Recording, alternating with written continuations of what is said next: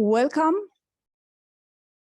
I'd like to welcome all of you to the inaugural lecture held by Professor Gregory Clark today. And let me start by introducing myself. My name is Lone Grønbæk Jørgensen, and I'm the head of department for the Department of Economics. I'm beyond delighted to welcome Greg Clark as a permanently joining heads and Department of Economics at SDU as a full professor. And I'm proud to welcome you to the inaugural lecture today. Professor Greg Clark is among the world's leading economic historians. He's joining us from a position as distinguished professor at the University of California, Davis. Greg has received his PhD from Harvard University and has over the course of his career held positions and affiliations with a number of prestigious universities, which, in addition to the University of California, include Stanford and Brown universities and the London School of Economics. Greg's research focus is on economic history and social mobility. He's published numerous articles in academic journals, and he's the author of important books, A Farewell to Arms, A Brief Economic History of the World, and The Sun Also Rises, Surnames, and the History of Social Mobility. His work is widely cited and discussed, and he has received numerous awards and honors for his contribution to the field of economic history. I'm also proud to announce that with the employment of Greg Clark, the Danish National Research Foundation has provided generous support to expand the research environment around Greg with a DNRF chair grant. This will greatly strengthen and take to the next level ongoing work at the department on a project on social mobility and human capital in the Nordic countries. I'm looking forward to follow Greg's and his team's work and their innovative ideas. And to be a little innovative myself and to follow the trends, or should I say the IT revolution in this generation, let me conclude by a small rhyme generated by the ChatGPT about Greg Clark and his research. Gregory Clark, the economic sage, studies history to engage how social mobility and genes impact our financial means. From Harvard's halls, he earned his PhD and authored books for all to read. His work has won award and praise, a leading mind in many ways.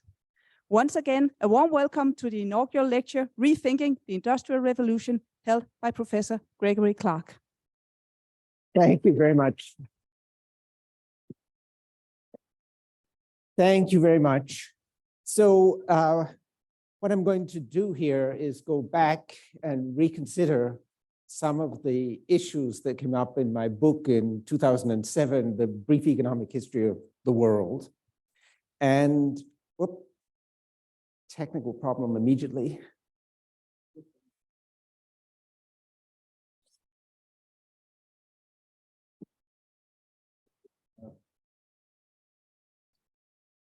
I see.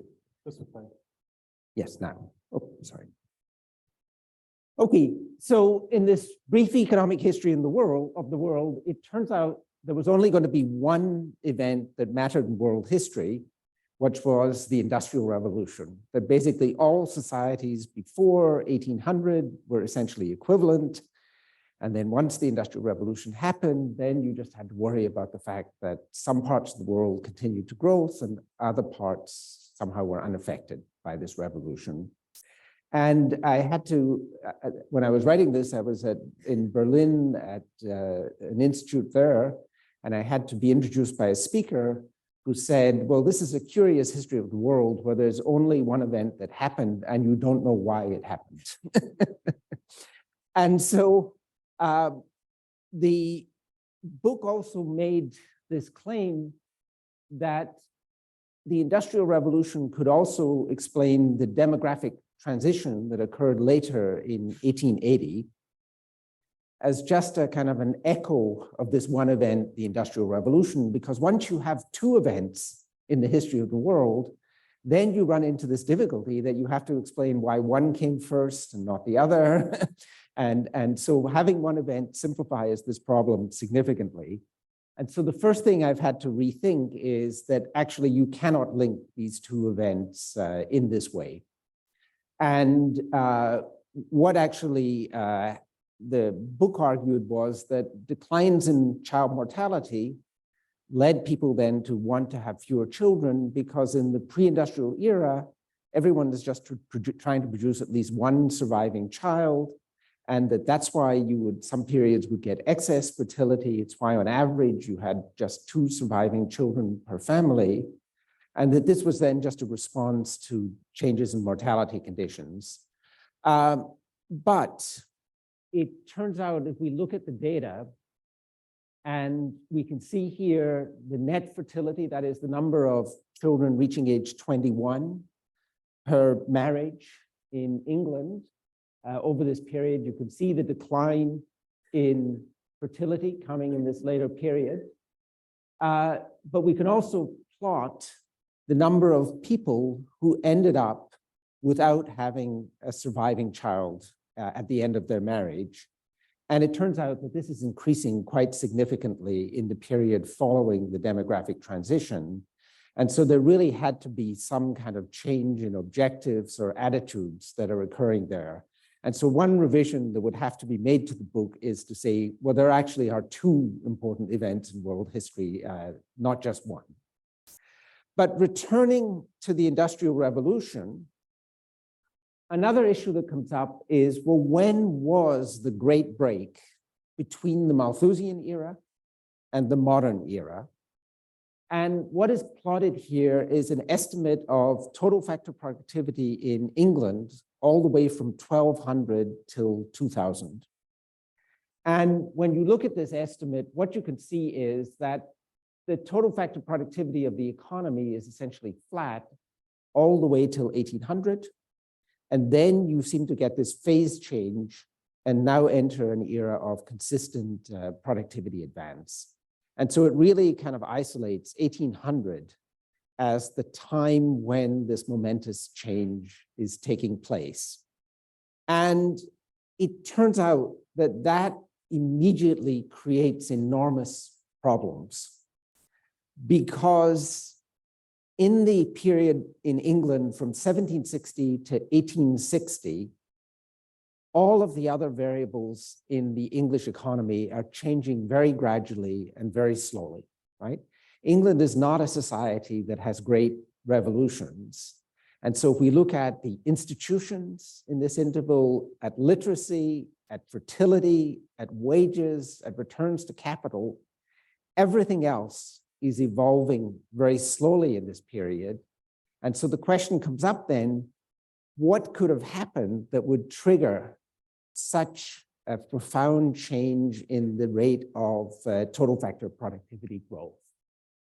And so here, just to give one example, is an estimate of the movement in the stock of human capital per person over this period. And as I say, you can see that it's increasing, but nothing is changing very suddenly. And so that's another thing that we could say about the history of England, which is it's essentially the best documented economy in the world in terms of going back to the Middle Ages.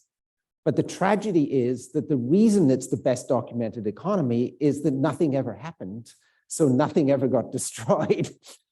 And so the really interesting economies are the ones that we don't have data on, but we have tremendously good data on England.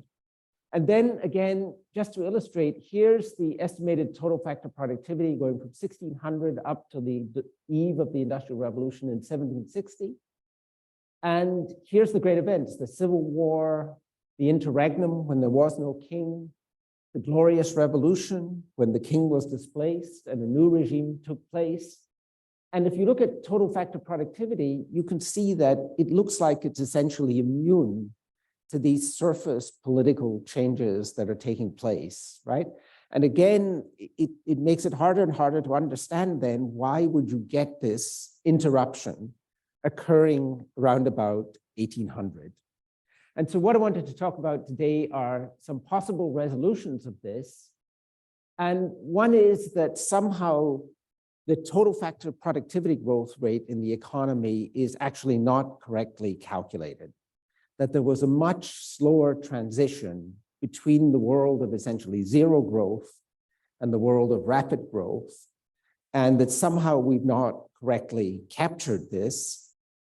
And then a second possibility is that somehow by concentrating on the productivity of the economy as a whole, we're not capturing the rate of innovation in the economy, and that essentially that could have changed in a very different way, and accidental elements then cause this to show up in terms of economic growth, and we can relocate the period when the change occurred to some that might be more promising in terms of finding an explanation. And so it turns out that there's an alternative view of economic history, which I think Paul Sharp actually has espoused this view, which is that really we have three phases of growth, right?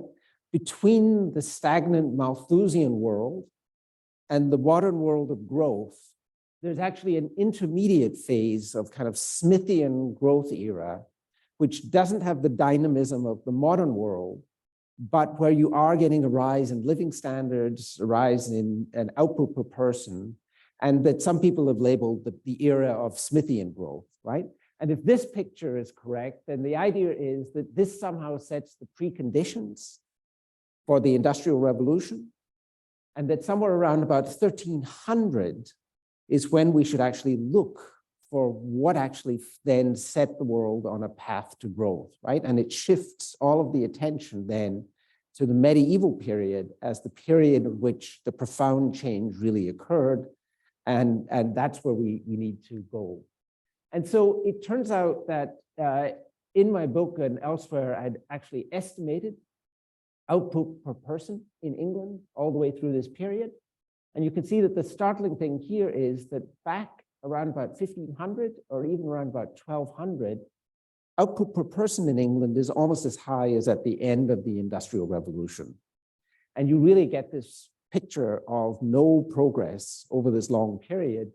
But then this alternative picture that comes from Broadbury and his co-authors actually suggests that there's very significant economic growth in the pre-industrial era, and that consequently we need another explanation for this earlier growth phase. And it creates the possibility then that if we just change our focus, we'll actually find a productive era in which we can explain this transition. And it turns out that similarly for the Netherlands, there are estimates of output per person, which again suggests in the pre-1800 period, something like a tripling of output per person, right? And again, a phase of economic growth that occurs before the classic Industrial Revolution. Now, the estimates that I make of output per person are heavily influenced by estimates of real wages in this period. And these real wage estimates are actually pretty good, right? I mean, we have lots and lots of data. We have very good measures of the prices that people were purchasing goods at. And so it's going to turn out to be very hard to kind of reconcile these two pictures, because on the one hand, we're getting very good estimates of total income, and wages are at least half of all income. And we have pretty good measures of these. And so the question is, how come they don't fit with these other output estimates that are based on trying to measure agricultural output, adding, commercial activity, adding services? How come these two things don't reconcile?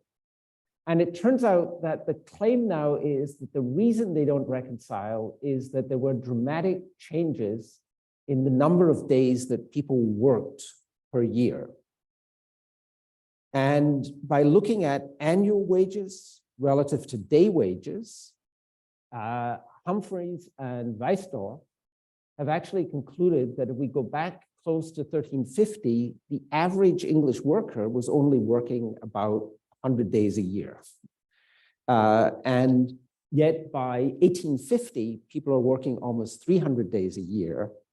And that this accounts for the great majority of the economic growth that's actually occurring in this pre-industrial period. Now, I'm actually not convinced of that. And one reason is that myself and a former student estimated how many days constituted a working week in the pre-industrial world. And you can get evidence of that just by looking at workers who are paid by the week and then ones who are paid by the day and taking the ratio of one to the other. And the answer was around about 1400, a week constituted either 5.5 or 6 days. And so if people are only working 100 days a year, they're doing it in this very odd fashion where when they go to work, they work intensely a certain number of weeks in the year, and then they just take 10 weeks off, right? And that, as I say, it seems to be a slightly odd kind of pattern. So as I say, there's still, and I've also written other stuff that we have other good evidence that living standards really were extraordinarily high around about 1400 or 1500 in England in terms of the diet of people, the minerals that are in their bones, the quality of the housing that they were living in. And so as I say, I'm skeptical, but even if we accept this claim that there really was significant growth of output per person in this long pre-industrial period, we still run into the problem that total factor productivity is estimated by looking at output prices relative to the payments to the factors of production. And all of these kind of corrections in terms of hours per day or estimates of total output in the economy don't change this total factor productivity estimate, right? And as long as these numbers are actually correct in terms of what were wages, what were returns to capital, what were land rents, and what were prices, then the productivity series is still going to be correct, right? Because the growth that's actually occurring is not coming from enhanced efficiency of the economic system. It's simply coming from more inputs in the economic system. And so you're still going to be pushed back to this problem that that series only shows this dramatic change when we get to roughly 1800, right?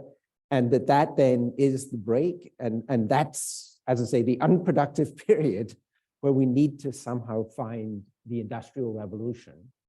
But I have to say, though, within the last 3 weeks, I got sent a new paper by some very distinguished authors in the United States who want to go back and re-estimate productivity growth over this period. And this is their estimate in logs of productivity levels in the English economy. This is my estimate here. And what you can see here is that they locate the Industrial Revolution to 1600, right? And there isn't time to go. This is an extremely complicated and very technical paper, and it makes certain other crucial assumptions. I think it takes away the land rent data and instead replaces that by assumptions about the production structure as a way of estimating total factor productivity. But as I say, if this is correct, then it would actually lead to then this complete relocation of the effort explaining the Industrial Revolution and push it all back towards this period of 1600, right? So this is roughly the period when Shakespeare is writing, okay? And so that's one possibility. But let's return to this thought about how might the transition to modern growth be slower and differently timed than the total factor productivity series would suggest. And one of the things that actually doesn't somehow get incorporated in this total factor productivity measure is that in the run-up to the Industrial Revolution, England spent a huge amount of its time fighting other European countries. There was the long struggle for essentially world domination that started in the 17th century with the Dutch. It took 4 wars to finally quell the Dutch threat. Then it was on to fighting with the French and the Spanish and the Austrians. And so you can see that war is the constant theme here. And there's just alternating periods, and including the War of Jenkins' Ear, where Jenkins was an English naval officer who lost his ear to a Spanish officer, triggering something like 3 years of bloody conflict. And the interesting thing is, what was the nature of war in this period? So Britain mainly engaged in naval warfare. That was its comparative advantage. And in this period, naval conflict actually involves a tremendous amount of technological adaptation and also organizational change. And one of the, managed to full screen. One of the crucial discoveries in this period actually was how to keep the sailors from getting sick. And so there was actually a nice scientific investigation by James Lind, a Scottish surgeon on British ships, who actually got 16 sailors, allocated them 2 by 2 to 8 different rations, one of which included lemon juice, and discovered within 2 weeks what the solution was for scurvy. It took the British Admiralty 40 years to then actually introduce a regular diet of lemon juice for sailors on ships. But then there was also the development of the marine chronometer. They had to figure out how to put copper on the bottom of ships, because otherwise, if they were at sea in tropical areas, even for a few weeks, they get so much stuff growing on the hull that they become completely ineffective. And then they had to develop much more effective guns, lighter and guns that could be fired faster. And so there's actually this huge amount of technological development that's going on in naval warfare. And then further, there's a huge amount of organizational change, right? How do you actually array these ships effectively against opposing fleets?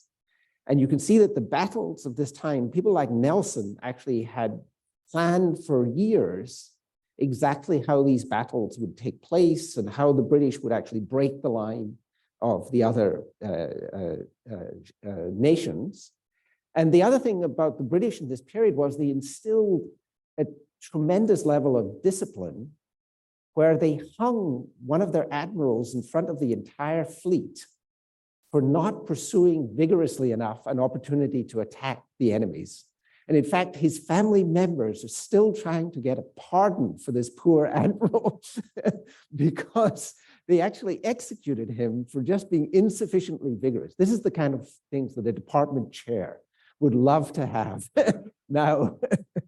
Insufficiently vigorous pursuit of research. So as I say, you have all of this development occurring. And in the book, the 2007 book, none of this kind of shows up because we don't have, in some sense, a measurable output from the Navy, right? But in some sense, this is setting up a lot of the preconditions that will actually allow for much more rapid productivity growth within the economy. And it's also the case that these naval expenditures for most of this period ended up amounting to something like 10% of national income in Britain. And what happens is the contribution of any sector to national total factor productivity growth in these measures is just the growth of efficiency within the sector times the share of expenditure that is made on this sector. And as I say, we don't have measured outputs for the Navy. And so these contributions, in some sense, are completely neglected. And this just illustrates the enormous rise in expenditures. This is government expenditure here. A lot of this funded by debt over this period. But you can see at the height of the Napoleonic Wars, Britain was spending something like 25% of national income on government expenditure, and something like 20% of that was actually devoted to military expenditure, most of which was actually being devoted to the Navy. And as I say, when we look at the total factor productivity growth rates, overall in the Industrial Revolution, it's about 0.45% per year in those 100 years. Textiles account for about 20.24% per year, so it's slightly more than half of all productivity growth. There's another complex of industries that are all interrelated and that a lot of people think of almost as the classic Industrial Revolution. That only contributes about 0.1% per year to productivity growth. And then agriculture, which is completely unconnected in terms of its technical advances from any of these other sectors, is also making a significant contribution in this period, right? And so you can see the Industrial Revolution is actually quite broad, but as I say, with textiles here making this most significant contribution, but the technological advances here are really quite disconnected from the ones that are occurring in the coal and iron and rail sectors. And so when we look at textiles, one of the things that actually matters here is that most of the textiles being produced are actually sold to people outside Britain. Without the triumph of the British Navy, most of those markets would have disappeared, right? Had Napoleon succeeded, right? Places like the colonies, a lot of them would have been lost. Europe would have been lost to the British. And you would have actually had quite significant diminution of the measured productivity growth of the Industrial Revolution period without the, as I say, the securing of all of the markets that the Navy allowed. And then the second important thing is that there was an enormous growth of things like the cotton textile industry, also in part because of huge reductions in the price of the raw material. And those reductions were attained because of the now independent American colonies and the technological advances that were occurring in cotton growing agriculture, but also the mass enslavement of people in the South of the United States. And a lot of those slaves were actually shipped to the Americas by British ships protected by the Royal Navy. And so, as I say, it ends up that these military triumphs actually play an important role in generating this very kind of rapid productivity advance that's occurring after 1800, right? It's reshaping the nature of markets, the nature of the world economy, and it's allowing a lot of this advance to occur. So if I was to revisit this book, then it would say these military triumphs actually need to actually have a much larger role in terms, because there really is then this interaction between institutions, military conflict, military success, and then the kind of subsequent growth of the economy that followed from that. And in some sense, that those military successes actually are occurring, some of them 100 or 150 years earlier, right? And so it's actually pushing back the date of the Industrial Revolution, and it's also making it a much more gradual transition, right? It's the British learning how to succeed as a relatively small-sized power against much bigger nations like the French. And so, as I say, and it's focusing the attention in terms of when was the important event, right? And so, for example, it's very hard to link the Glorious Revolution of 1688 to 89, when the English deposed a king they didn't like and installed a much weakened daughter of that king and set up effectively what is the modern English regime. That is very hard to link to the Industrial Revolution because, as I say, there's no immediate effect of the Glorious Revolution in terms of the measured productivity of the economy. But if we then think of that as creating the tax base that funded the subsequent naval battles and the subsequent growth of the military, then it's possible again to think of this as actually creating a state that could effectively levy war, right? Because the problem was under the previous king, the king had all of the authority to spend, but none of the authority to tax. And so the only thing Parliament could do to rein in the king was just to keep the king starved of revenue, right? And so it kept England as very underpowered in terms of these conflicts. And so the 1689 Glorious Revolution resolved that conflict and then led to a state where the taxing and the spending were unified. And so this is a way in which 1689 can matter a lot more. And then one other thing we can think about in terms of broadening the Industrial Revolution is that if you look at the data on output and wages, England actually doesn't stand out that much in the Industrial Revolution period in terms of the rise in living standards that are occurring in England. And so another way that we can broaden this is also thinking of this as more of a kind of a European phenomena, right? The cotton mills were concentrated in England because of the relative efficiency of the English manufacturers, but this was really a kind of European-wide change that was occurring. And so, for example, Paul has some estimates of wage increases in Denmark over this period, which again actually suggests that there's something of a break around about 1800 and a movement to a period of much more rapid growth. And so, as I say, this is another way in which we can think of explaining the Industrial Revolution, where it's not really an English phenomena, it's more a kind of a pan-European event. And one thing, for example, is that one of the things that improved significantly the efficiency of English warships was actually capturing an American ship, which had much advanced naval architecture, and then copying that in the English fleet after the War of 1812.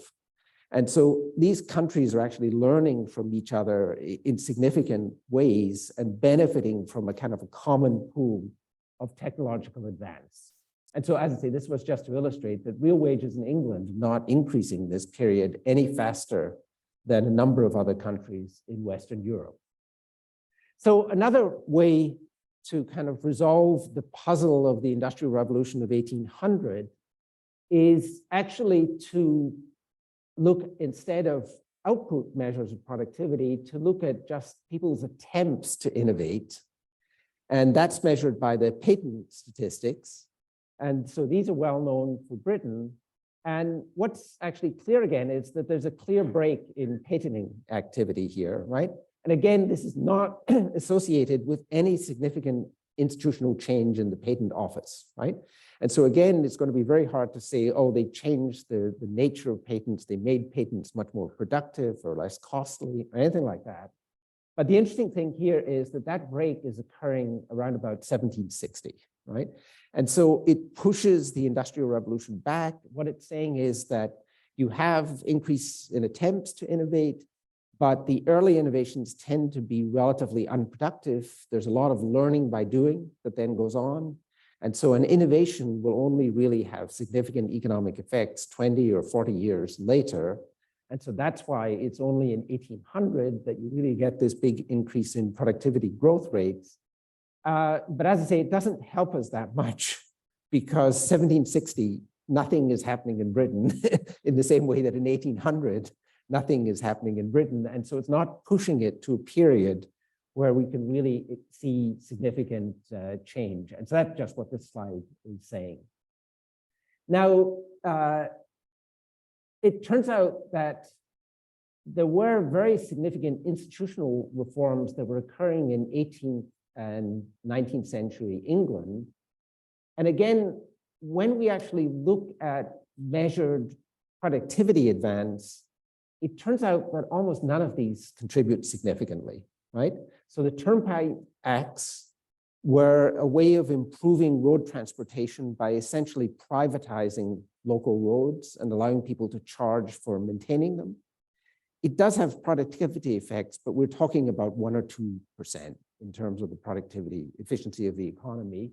The Enclosure Acts transformed 20% of the land in England in this period from common cultivation to completely private cultivation. It was an amazingly effective and rapid transformation of property rights for millions of people, might not be millions, but 500,000 people. Again, when we measure what were the productivity gains, again, it's 2 or 3% in terms of the efficiency of agriculture. But that was impressive then, that the English were willing to throw aside property rights that had held for 500 years in order to squeeze 2 or 3% more efficiency out of the agricultural system, and that they were able to succeed in doing that. And what actually shows up here is that this is a society which, in some sense, has an amazing amount of administrative ability over this period, right? So when we come, for example, to the new poor law, this is a society which launched an entire reform of a 200-year-old system of providing for the poor with the very explicit aim of making life miserable for the poor, right? And which was able to achieve that and put down riots against it. And you know, these were kind of shocking and kind of quite revolutionary reforms to social organization that were occurring. Again, we can measure, did that have significant productivity effects on the economy? The answer is no, right? It really gained very little. It just made the lives of the poor more miserable. But it is, again, impressive how effective the government was in terms of these changes. And for example, when the railways came in, they were able to cover the countryside in 5,000 miles of railway, taking away, again, individual property rights, replacing them with this newfangled railway. In California at present, we are attempting and failing to build 200 kilometers of high-speed railway line, where we've already spent 10 years, and it's estimated it may take another 10 years, and they still haven't secured the right-of-way for that line. And so again, as I say, if you're looking at English history, this doesn't show up in any of the kind of measured productivity advances and any of the measured total factor productivity, but you do have an impression that this is somehow a kind of an energized society, right? They're energized in warfare, but they're also energized to completely reform the institutions that they've had, in some cases, since the Middle Ages.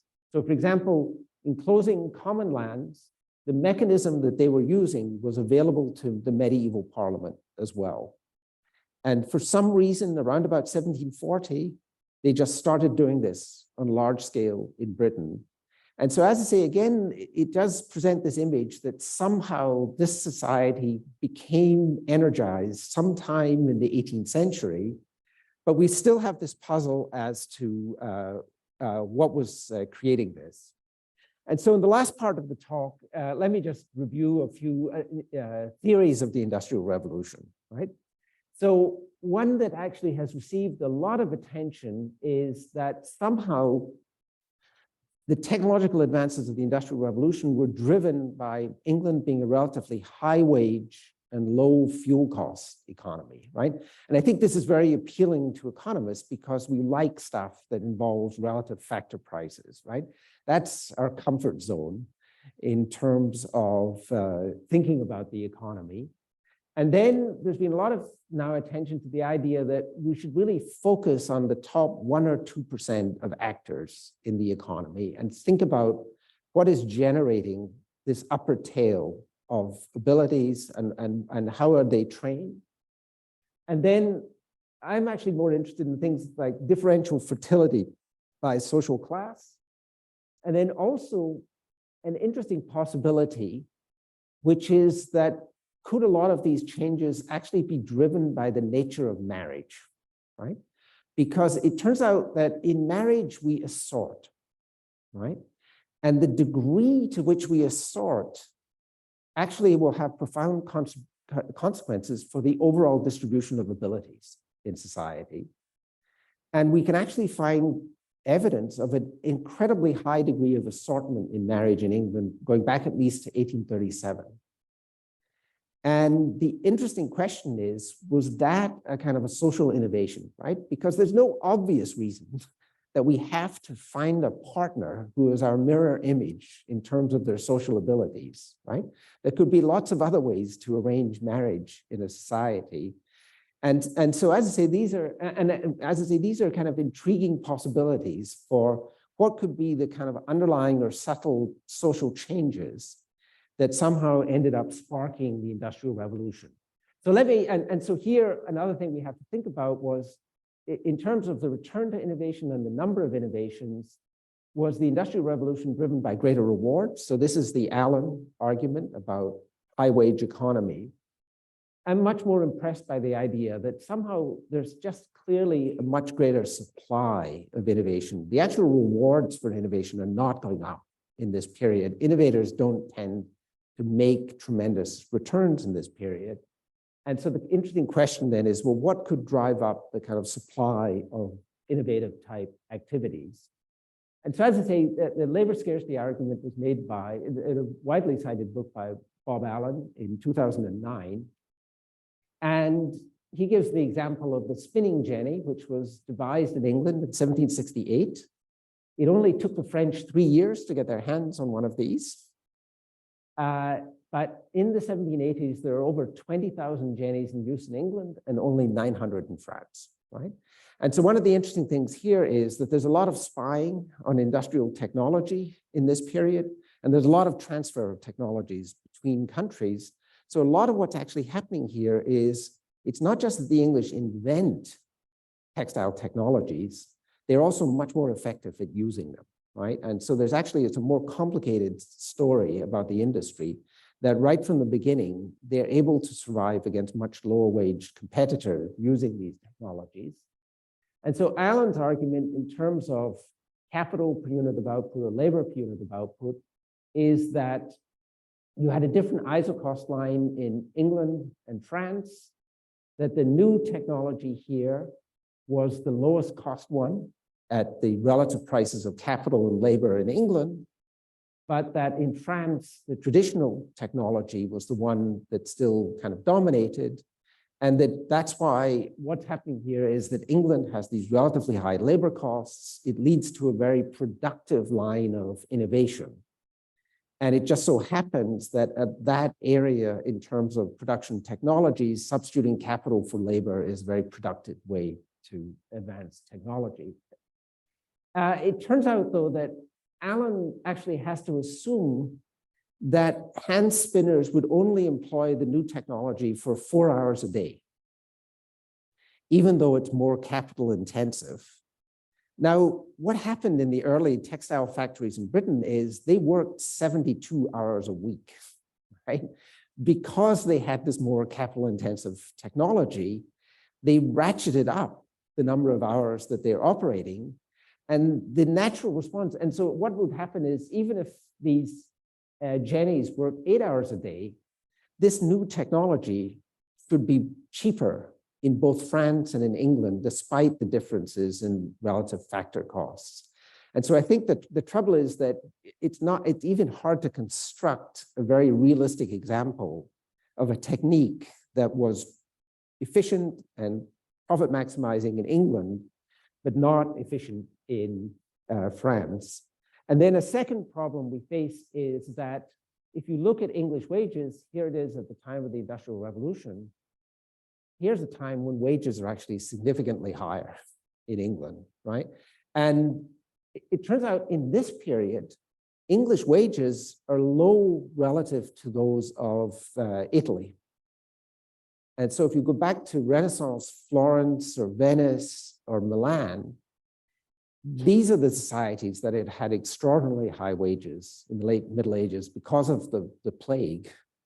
And so if you really were to believe Allen's argument, what should have triggered the Industrial Revolution was actually the plague. Rats would have caused the Industrial Revolution. And so I think that, I don't think that this argument can go ahead, but there's no argument that,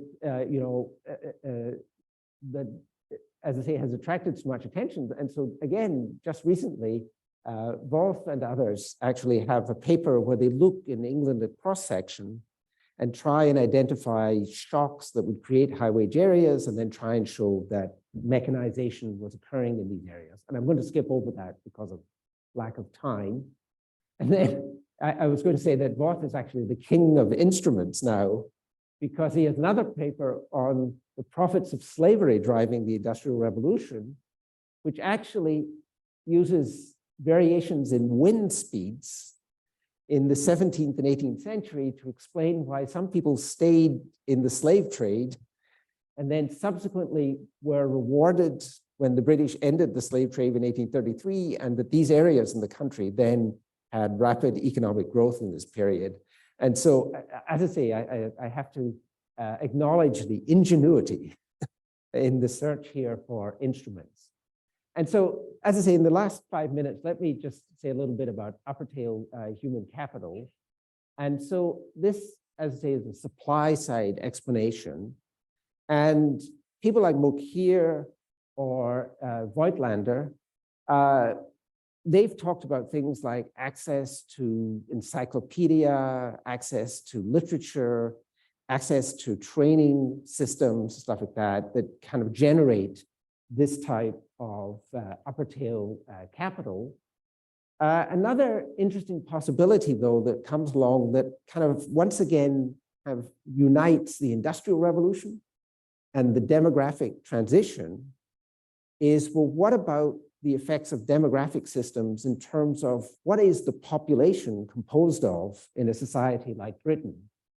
And so here, what we have is, this is the number of adult children that the average person in England has produced, going back from 1700, from births in 1700 up to the 1960s. And you can see that in the period of the Industrial Revolution, fertility is actually relatively high, and then we get the demographic transition, and then a period of actually quite low fertility immediately after that, and then a move to kind of balanced fertility. And then this black line here is, what is the fertility of people who had high occupational status in Britain? And this is in the pre-industrial period. And then what you can see is that when the demographic transition comes, their fertility drops very quickly to very, very low levels, right? And then subsequently returns to be something like average fertility levels.